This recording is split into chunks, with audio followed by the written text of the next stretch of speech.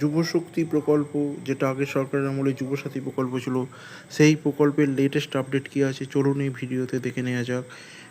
আপনারা জানেন গত 26-এর বিধানসভা নির্বাচনের ইস্তেহারে দেওয়া বড় প্রতিশ্রুতি পূরণ করতে চলেছে রাজ্যের নতুন সরকার। অন্নপূর্ণা যোজনার পর এবার রাজ্যের বেকার যুবক যুবতীদের আর্থিক স্বস্তি দিতে যুবশক্তি প্রকল্প চালু করার প্রস্তুতি নিচ্ছে শুভেন্দু অধিকারী মন্ত্রিসভা। 2026-27 অর্থবর্ষে রাজ্যের বাজেটে অর্থমন্ত্রী স্বপন দাশগুপ্ত এই কল্যাণমূলক প্রকল্পের জন্য 30 কোটি টাকা বরাদ্দের প্রস্তাব দিয়েছেন। কবে থেকে বেকার যুবক যুবতীদের অ্যাকাউন্টে ঢুকবে এই টাকা, তো চলুন দেখে নেওয়া যাক। এখানে দেখুন, যুবশক্তি প্রকল্প তৃণমূল সরকারের আমলে যুবশ্রী প্রকল্পের পরিবর্তে এই নতুন পরিবর্তিত যুবশক্তি প্রকল্প নিয়ে আসা হয়েছে। চাকরির প্রস্তুতির সময় যুব সমাজের আর্থিক চাপ কিছুটা কমাতেই সরকারের এই বিশেষ উদ্যোগ। শিক্ষাগত যোগ্যতা কী কী লাগবে? এই প্রকল্পের অধীনে যোগ্য প্রার্থীদের শিক্ষাগত যোগ্যতা অনুযায়ী প্রতি মাসে মাসে সরাসরি ব্যাঙ্ক অ্যাকাউন্টে আর্থিক সাহায্য পাঠানো হবে। তারপর দেখুন কী লেখা আছে, স্নাতক উত্তীর্ণদের জন্য যে সমস্ত বেকার যুবক যুবতী ন্যূনতম স্নাতক বা গ্র্যাজুয়েশন পাস করেছেন তারা প্রতি মাসে 3,000 টাকা করে আর্থিক সহায়তা পাবেন। অনূর্ধ্ব স্নাতক যারা প্রার্থী আছে তারা প্রতি মাধ্যমিক উচ্চ মাধ্যমিক পাস করেছেন, তারা কিন্তু স্নাতক যদি না হন তারা কিন্তু মাসিক 2,000 টাকা সিদ্ধান্ত নেওয়া হয়েছে। এক্ষেত্রে ন্যূনতম যোগ্যতা কিন্তু মাধ্যমিক হতেই হবে যুবশক্তি প্রকল্প পেতে গেলে। এরপর দেখুন আবেদনের যোগ্যতা ও শর্তাবলী কী। মুখ্যমন্ত্রী শুভেন্দু অধিকারী অর্থমন্ত্রী স্বপন দাশগুপ্ত স্পষ্ট জানিয়েছেন যে প্রত্যেকেই এর প্রকল্পে সুবিধা পাবেন না। জালিয়াতি রুখতে প্রকৃত অভাবী এবং যোগ্য প্রার্থীদের কাছে সুবিধা পৌঁছে দিতে সরকার কিছু কড়া শর্ত আরোপ করেছে। কী শর্ত? দেখুন, বয়সসীমা, আবেদনকারীর বয়স অবশ্যই 21 থেকে 45 বছরের মধ্যে হতে হবে। কিছু ক্ষেত্রে প্রাথমিক হতে 21 থেকে 40 বছরের উল্লেখ রয়েছে। যখন সরকারি নোটিফিকেশন প্রকাশ পাবে তখন কিন্তু স্পষ্ট বোঝা যাবে। এরপর দেখুন পারিবারিক আয়, আবেদনকারীর পরিবারের মাসিক আয় কিন্তু অবশ্যই 1 লক্ষ টাকার কম হবে। এক্ষেত্রে কিন্তু খেয়াল রাখবেন মাসিক আয় অর্থাৎ প্রতি মাসে আয় কিন্তু 1 লক্ষ টাকার কম হবে, যেটা কিন্তু অনেকটাই বড় অ্যামাউন্ট এবং খুব কম পরিবারই এর থেকে বেশি আয় করেন। সুতরাং বলা যেতে পারে প্রত্যেকটা মধ্যবিত্ত পরিবার এবং নিম্ন মধ্যবিত্ত পরিবারের প্রত্যেকটা পরিবারের বেকার যুবকই কিন্তু এই প্রকল্পের আওতায় আসবেন। এরপর দেখুন কর্মহীনতার প্রমাণ।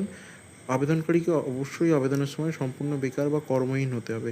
এক্ষেত্রে তিনি কিন্তু যদি কোনো প্রাইভেট সেক্টরে কাজ করেন এবং তার পিএফ অ্যাকাউন্ট থাকে বা তিনি যদি ট্যাক্স দেন বা ইনকাম ট্যাক্স দেন তাহলে কিন্তু তার নাম অবশ্যই বাদ যাবে। আর অন্যান্য শর্তে কি, আবেদনকারীকে যদি করদাতা ট্যাক্স পেয়ার হন অর্থাৎ তার বার্ষিক ইনকাম যদি 12 লাখ টাকার উপর হয় তিনি এই সুবিধা পাবেন না। এছাড়া পরিবারের অন্য কোনো সামাজিক প্রকল্পের সুবিধা থাকলে বেকার ভাতা মিলবে না। প্রার্থীকে অবশ্যই পশ্চিমবঙ্গের স্থায়ী বাসিন্দা হতে হবে। অর্থাৎ আপনি কোনো সরকারি প্রকল্প যদি আগে থেকে পেয়ে থাকেন তাহলে যুবশক্তি পাবেন না। এরপর দেখুন যাচাইকরণ কীভাবে। নতুন আবেদনকারীর পাশাপাশি যারা আগে যুবশ্রী প্রকল্পের সুবিধা পাচ্ছিলেন তাদের নথিপত্র স্ক্রিনিং করা হবে যাতে কোনো অযোগ্য ব্যক্তি এই সুবিধা না পান। যেমন ক্ষেত্রে লক্ষ্মীর ভাণ্ডারের ক্ষেত্রে অন্নপূর্ণা ভাণ্ডারে ট্রান্সফারের সময় যেমন এই এখন ফর্ম ফিল আপের পর টাকা অনেকের ঢুকেছে অনেকের ঢোকেনি এবং অনেকের ভেরিফিকেশন হচ্ছে, ঠিক একইভাবে কিন্তু প্রদান প্রকল্পের তথ্যগুলো কিন্তু যাচাইকরণ হবে। এরপর দেখুন সরকারি বিজ্ঞপ্তি কবে প্রকাশ পাবে।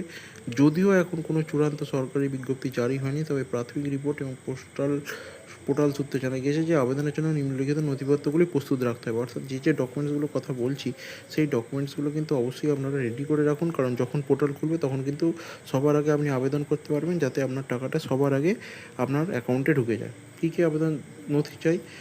জাতীয় পরিচয়পত্র হিসেবে ডিজিটাল কার্ড সমূহ যেমন ভোটার আইডি কার্ড এবং সাধারণ পরিচয়পত্র হিসেবে আধার কার্ড ইত্যাদি। বয়সের প্রমাণপত্র হিসেবে বার্থ সার্টিফিকেট বা মাধ্যমিক পরীক্ষার অ্যাডমিট কার্ড।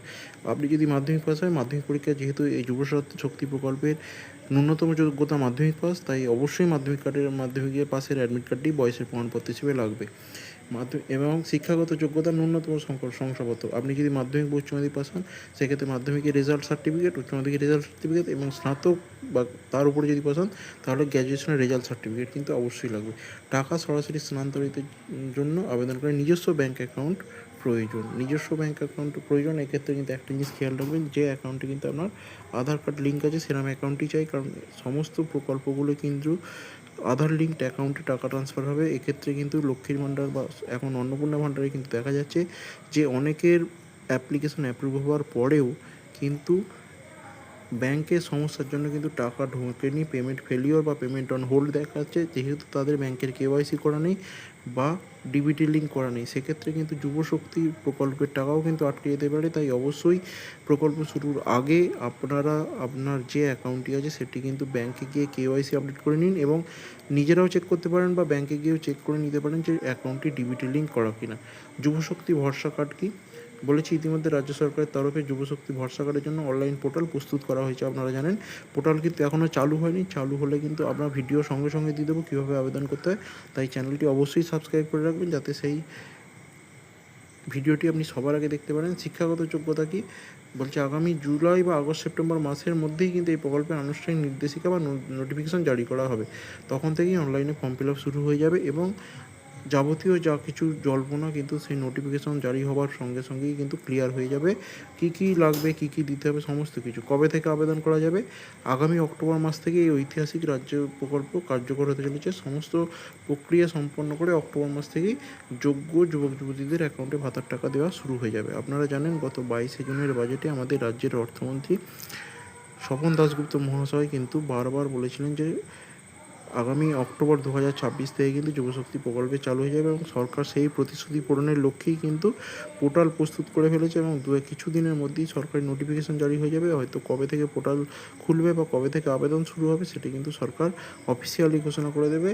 তাই সমস্ত রকম আপডেটের জন্য চ্যানেলটি অবশ্যই সাবস্ক্রাইব করে রাখবেন। ধন্যবাদ।